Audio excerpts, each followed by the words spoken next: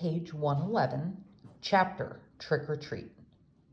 August said he wasn't feeling well enough to go trick-or-treating later in the afternoon, which was sad for him because I know how much he loved to trick-or-treat, especially after it got dark outside. Even though I was well beyond the trick-or-treating stage myself, I usually threw on some mask or other to accompany him up and down the blocks, watching him knocking on people's doors, giddy with excitement.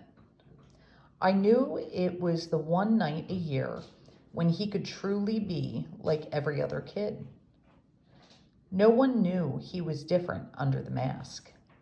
To August, that must have felt absolutely amazing. At 7 o'clock that night, I knocked on his door. "Hey," I said. "Hey," he said back. He wasn't using his PlayStation or reading a comic book. He was just lying in his bed, looking at the ceiling. Daisy, as always, was next to him on the bed, her head draped over his legs. The Bleeding Scream costume was crumpled up on the floor next to the Boba Fett costume. "How's your stomach?" I said, sitting next to him on the bed. "I'm still nauseous." "You sure you're not up for the Halloween parade?" "Positive." This surprised me. Usually August was such a trooper about his medical issues, whether it was skateboarding a few days after a surgery or sipping food through a straw when his mouth was practically bolted shut. This was a kid who's gotten more shots, taken more medicines, put up with more procedures by the age of 10 than most people would have put up with in 10 lifetimes. And he was sidelined from a little nausea? "You want to tell me what's up?" I said, sounding a bit like Mom. "No." "Is it school?" "Yes." "Teachers? Schoolwork? Friends?" He didn't answer. "Did someone say something?" I asked. "People always say something," he answered bitterly. I could tell he was close to crying. "Tell me what happened," I said. And he told me what happened. He had overheard some very mean things some boys were saying about him. He didn't care about what the other boys had said. He expected that. But he was hurt that one of the boys was his best friend, Jack Will. I remembered his mentioning Jack a couple times over the past few months. I remembered Mom and Dad saying he seemed like a really nice kid, saying they were glad August had already made a friend like that. "Sometimes kids are stupid," I said softly, holding his hand. "I'm sure he didn't mean it." "Then why would he say it? He's been pretending to be my friend all along? Tushman probably bribed him with good grades or something. I bet you he was like, 'Hey, Jack, if you make friends with the freak, you don't have to take any tests this year.' You know that's not true. And don't call yourself a freak." "Whatever. I wish I'd never gone to school in the first place. But I thought you were liking it." "I hate it." He was angry all of a sudden, punching his pillow. "I hate it. I hate it. I hate it." He was shrieking at the top of his lungs. I didn't say anything. I didn't know what to say. He was hurt. He was mad. I let him have a few more minutes of his fury. Daisy started licking the tears off of his face. "Come on, Augie," I said, patting his back gently. "Why don't you put on your Jango Fett costume and..." "It's a Boba Fett costume," Why does everyone mix that up? Boba Fett costume, I said, trying to stay calm. I put my arm around his shoulders. Let's just go to the parade, okay? If I go to the parade, Mom will think I'm feeling better and make me go to school tomorrow. Mom would never make you go to school, I answered. Come on, Augie. Let's just go. It'll be fun, I promise. And I'll let you have all my candy. He didn't argue. He got out of bed and slowly started pulling on his Boba Fett costume. I helped him adjust the straps and tighten the belt. And by the time he put his helmet on, I could tell he was feeling better.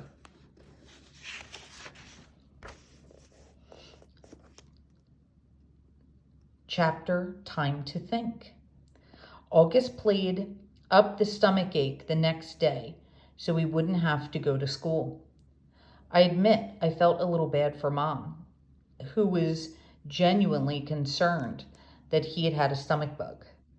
But I had promised August I wouldn't tell her about the incident at school.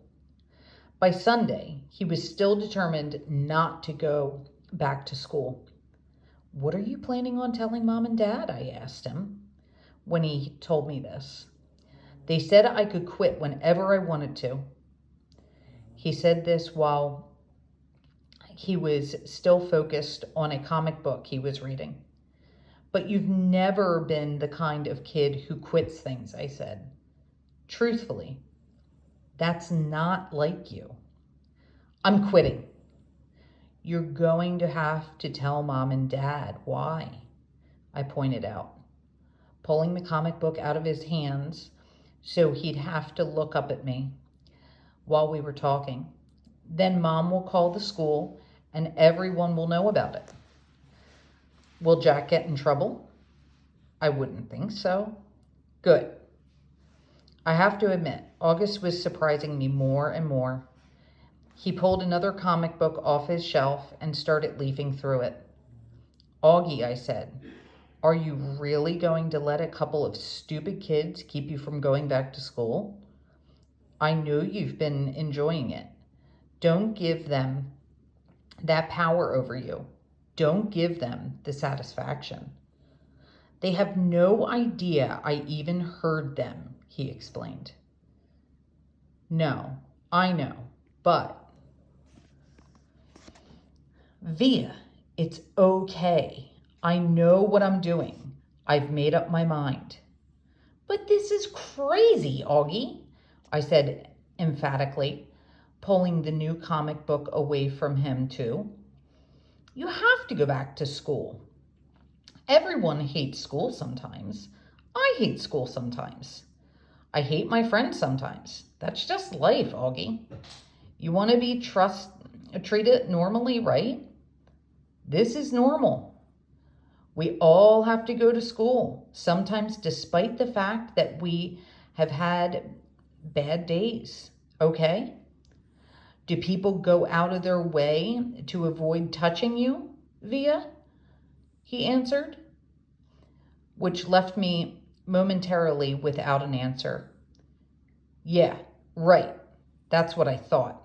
So don't compare your bad days at school to mine, okay? Okay, that's fair, I said. But it's not a contest about whose days suck the most, Augie.